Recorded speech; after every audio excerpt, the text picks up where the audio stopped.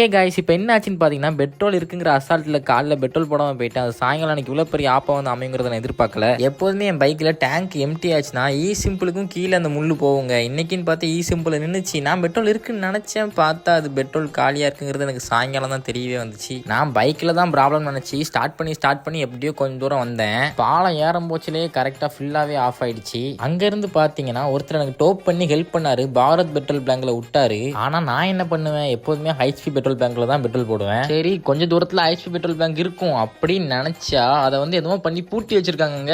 அப்புறம் என்ன பண்ணேன், என் தலையெழுத்துன்னு சொல்லிட்டு மாட்டி பாரத் பெட்ரோல் பேங்க் நடக்க ஆரம்பிச்சேன்.